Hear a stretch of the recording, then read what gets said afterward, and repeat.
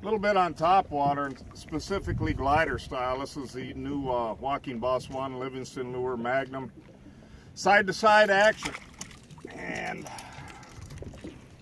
essentially walking the dog, people call it. So what do you do to trigger a strike? That's the question, all right?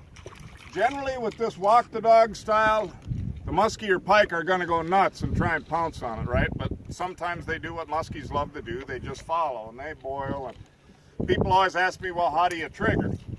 Now, a new twist, keeping in mind what Livingston Lures has, the EBS technology, electronic bait fish sounds in every lure. This lure is making fish noises, right? Fish sounds, shad sounds, and a shad color pattern.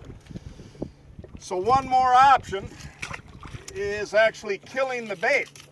But let's talk about something other than that first. So if I see a fish coming and I've got my general pace of walking the dog with this lure, what happens if I got one that starts to wake and he's not hitting? And I've had the most success with, there's a lot of different things you can try, but I'll generally get a little wilder with my twitches and pause more, okay?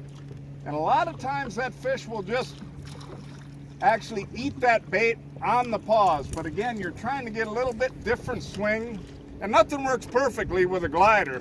You try and do a wild pause and it might go farther than normal, it might go shorter than normal and make a bigger splash.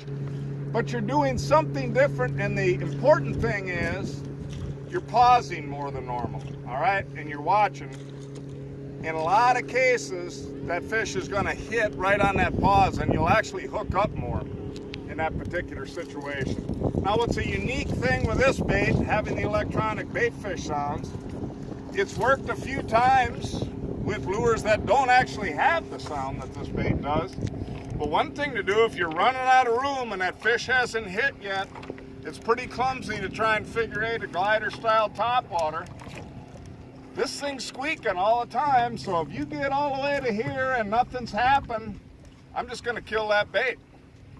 And especially if there's any kind of wave action at all. So now you got that bait moving, but not only is it kind of moving in the water, it's squawking and making fish noises. And believe me, if they decide to come up and eat it, it's pretty impressive to see. And it's also just about 100% hookups, because you can literally see it happen, react exactly when the fish hits, and just have a tremendous hooking percentage.